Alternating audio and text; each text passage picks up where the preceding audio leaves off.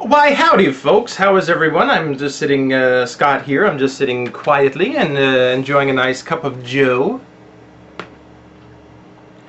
Preparing for the road to Wrestlemania. It's very exciting. It's a very exciting time in the lives of all of us as WWE fans, I assume. And I worked like an animal last week, and I earned enough money to pay for my Wrestlemania trip. Yay! So now I can be lazy. Yay! And sit around and watch wrestling, which is what I did last night. I am great with these segues. I'm great with them. Anyway, last night was ECW, March 31st, 2009. Nothing really happened. Two things happened, and then lots and lots of WrestleMania promos, which is fine with me because it gives me plenty of chances now to speculate and postulate. Let me begin, though, by saying something. Taz, I just found out this morning on the internet, I found he's actually leaving the company, which is sad to me because I really like Taz. He's a very likable fellow. I think he's great at what he does at the announce table and whatnot. Obviously, or apparently leaving for personal reasons, he's burnt out, whatever, and I'm sure it's, I hate to say, we could look at what he does and say, oh, that's easy, he just sits around and talks, but you know what? Having to fill that much time with that much chatter and not repeat yourself like Michael Cole does, I think it takes something, and I'm sure it's somewhat draining, and Jim Ross's little blog talks about how difficult those back-to-back SmackDowns are. So anyway, my point is, Taz, I wish you well. I wish you were going to stick around with us for a little while, but I hope you find something else you like, and God bless. The question, of course, will they, who will they replace him with? I don't know. I don't know if there's anybody on the landscape right now that I would like to see him replaced with. Quite frankly, I love Matt Striker, as many of you do. I think most people who watch the show love Striker Grisham, which I do, but I don't want to see them split up. I think what they have together is so wonderful, I'd like to enjoy it for a little bit longer before one of them has to go elsewhere. That's my Taz thoughts.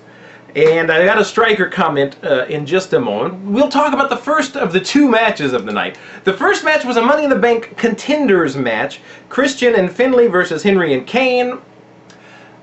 Basically, my thoughts on Money in the Bank. Basically, without giving any names away, there are two competitors that I feel really deserve... I think there are several guys that deserve it, but I think there are two who are really ready for it and for all that it entails. I will not name those two people because I want to leave it up in the air, and I don't want to give Chris any ideas because he's going to steal my ideas. And so anyway, he's so these two guys, I don't know who they are. Pardon that clinking. There's a dog in this room with me. I don't know where it came from. And he's deaf. He doesn't know, he has no idea how much noise he's making, but he was barking, and I'd rather him not bark, so I put him in here with me. So if you hear jingling, that's his little collar. It's his little name tags, or whatever those things are. Anyway, that's getting a little personal. I try not to be quite as revealing as that with my... Anyway, let's move on now. Why don't we? Oh yeah, Money in the Bank. Yeah, so there was really nothing. There was, in terms of momentum and the whatnot. Yeah, so such as that. Two guys who I think have a good shot of winning. I will have to decide who it's going to be. Now moving on. Let's go on to say. Oh, my Striker comment was that Matt says. He says, we call it a ladder match, but it could very well be a ladders match. And I just find that funny because Matt, it's obviously going to be a ladders match. You didn't really have to say that, but that's one of the rare moments where Striker is off his guard. Actually, he had another one when, and Grisham pointed it out to him when he did that whole bit about, work to his advantage. And then Grisham says, yes, but will it work to his advantage? Anyway, that struck me as amusing. Moving on. We saw, I'm going to get the new Variety magazine. In fact, I went to the bookstore to get it last night, but my bookstore apparently doesn't carry Variety. I wanted to display it for everybody and make you all jealous that I have Variety. But I'm going to try to get it tonight if I can make it by there. Oh, the other bookstore. There is a Michaels Taker promo. Let's talk about Michaels Taker. Brilliant.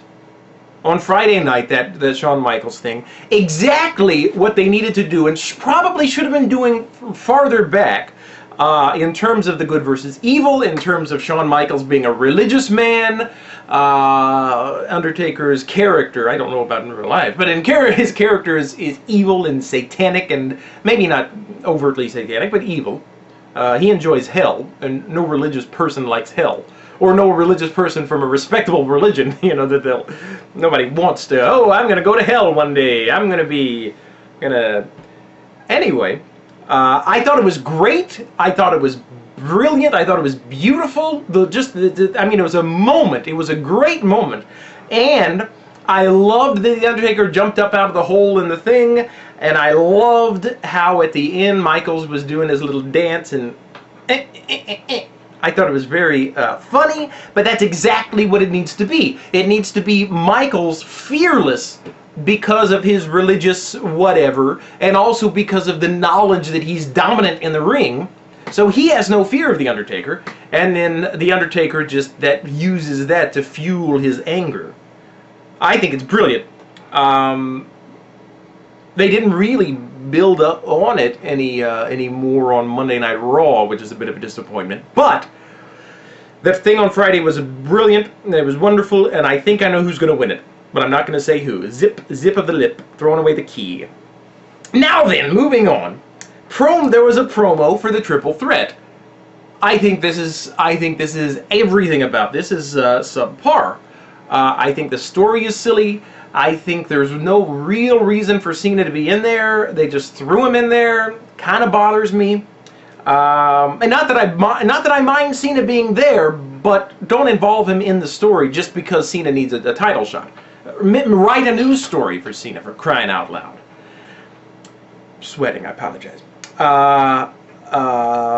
Triple Threat. Yeah, so yeah, the build-up has been these promos are they've got some great promos, even the Hardy Brothers thing, which, yeah, so that. I could go on and on about WrestleMania, and I plan to at some point. Okay, maybe not, but I'm gonna fill my 11 minutes, then I'm going to stop for the day. Let's see. Brilliant! Another brilliant moment. Last week on Raw, when Stephanie came out and got DDT'd, that was brilliant. I wish I should have commented on that. I wanted to come on and make a video just about that moment. It was great. You know, he kissed the lifeless Stephanie McMahon, which is a little morbid, but it was great. And then this week, he kind of admits that he doesn't have a disorder. Didn't he, Randy? Didn't he? He said something to the effect of, IED? I don't think so. That was my little joke I made up. I've been dying to do that. Tell that to all your wrestling friends and see if they laugh. As much as I laugh at myself. I think it's great. And honestly, obviously not a big Triple H fan, but I left after Raw last week saying, I hope Triple H kicks Orton's keister. And I'm kind of hoping for that, because what Orton did was wrong. It was evil, but I loved it. Okay, now moving on to the final match, the second and final match of the night, which is odd. But all I can say is thank God Tyson Kidd was not there. You know, I've had about enough of this, you know. And he lost, which I plan to do a Can I Say Something video on a topic related to that. And I need enough topics to be able to say enough things for a video. But anyway, moving on to the final match of the night, the Bella Twins fought each other. And I don't know their names. I believe Daphne and Joanne. Are those the Bellas? And the good one is Daphne. No, the good one is Joanne. And the bad one is Daphne. It amused me to make up their names. So yeah. So anyway, Miz and Morrison come out. Nah, really no point in this, you know. You know, in the future, let's lead to something with the Bella Twins versus each other. But in terms of now, no, this does nothing for the Miz and Morrison Cologne feud. I think I know who's going to win. I think we all know who's going to win. But that's that. That's that. So yes, I'm very excited to WrestleMania. for WrestleMania. I've got my picks lined up. If you want to enter your picks below, if anybody has any thoughts on how a match will go one way or another, I'm still formulating my thoughts. I watched Gilbert Blaze's video and thought, I'm giving some thought to his thoughts, but we'll just see how that all goes. But yeah, speak below, comment. Let's get ready and have a good time together, all right? Time's up, so we got to go, and I'll talk to you later. We'll see you Friday night with lots of stuff.